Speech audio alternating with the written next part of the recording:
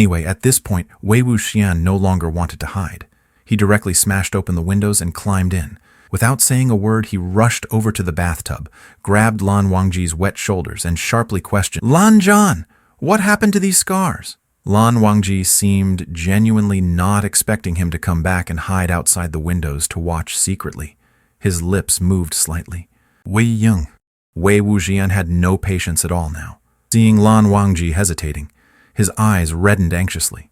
He shook Lan Wangji's shoulders twice and said, "Just tell me, what exactly happened?" Lan Wangji, perhaps because he hadn't seen him so aggressive for a long time, looked somewhat stunned for a moment.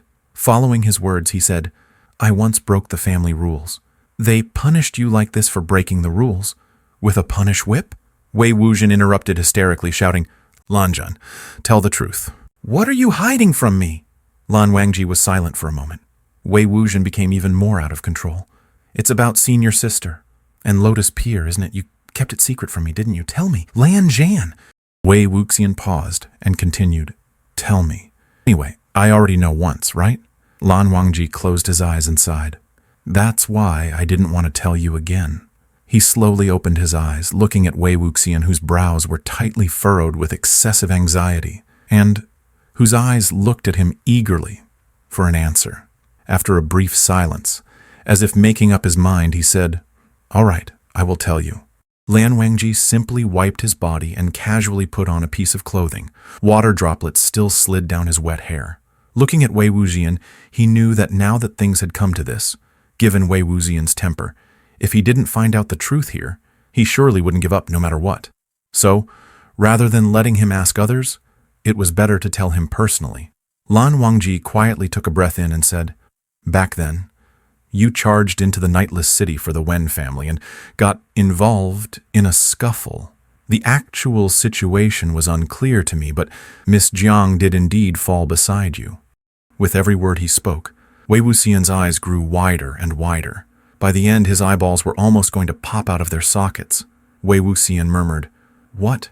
Lan Wangji paused for a moment, glanced at his own shoulder, and continued, "Afterwards, I escorted you away, broke family rules, so I was punished." After hearing this, Wei Wuxian trembled and took a step back, then 2 steps. His body swayed, barely standing firm, his voice bitter and difficult to say, "Senior sister, actually, because of me." But then he suddenly stepped forward, grabbing Lan Wangji's lapel. "No, no, you are Han Guangjun.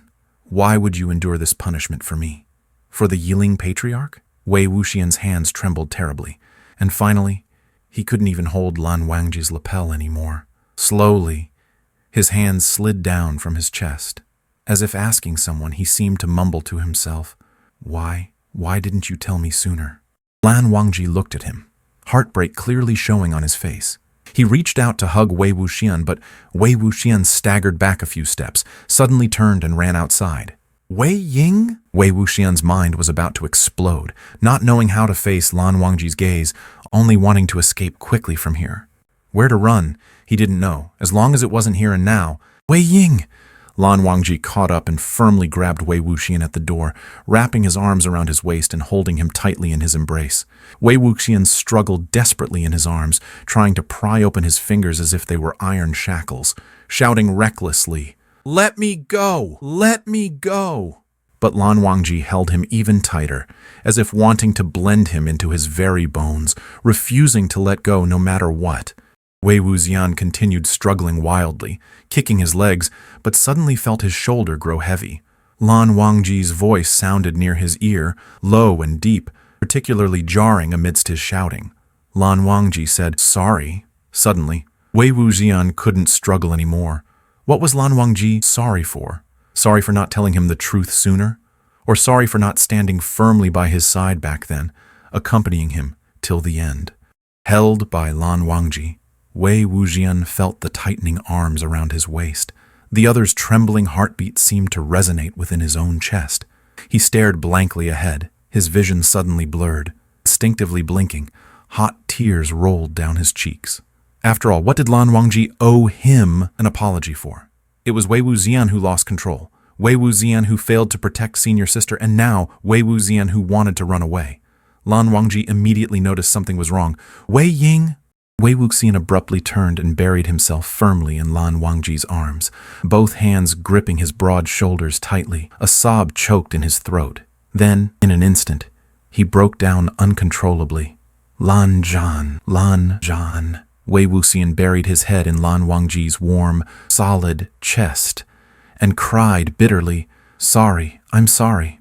Lan Wangji's arms wrapped around his back. His hand gently stroked Wei Wuxian's hair, and his low but resolute voice sounded beside him. "Wei Ying, I'm here." All the suffering endured alone until now seemed to finally find a place to release. Wei Wuxian tightly held the light and warmth that belonged only to him, curling up like a fragile little baby. When Wei Wuxian woke, he found himself still lying in Lan Wangji's arms. The other had his eyes closed, seeming to be resting. It was already dark outside, though Wei Wuxian didn't know the exact time. When Wei Wuxian moved slightly, Lan Wangji opened his eyes and looked at him with a very worried gaze. Unexpectedly, Wei Wuxian now looked very calm, as if the person who cried bitterly just moments ago in Lan Wangji's arms had nothing to do with him. "I'm fine." When Wei Wuxian spoke, he realized his throat was still a bit hoarse. He raised his hand to rub his still slightly swollen eyes. Lan Wangji then leaned down and kissed his forehead and cheek, originally just a comforting kiss, but Wei Wuxian suddenly lifted his chin and actively met Lan Wangji's lips. Wrapping his arms around his neck, he kissed him for quite a while.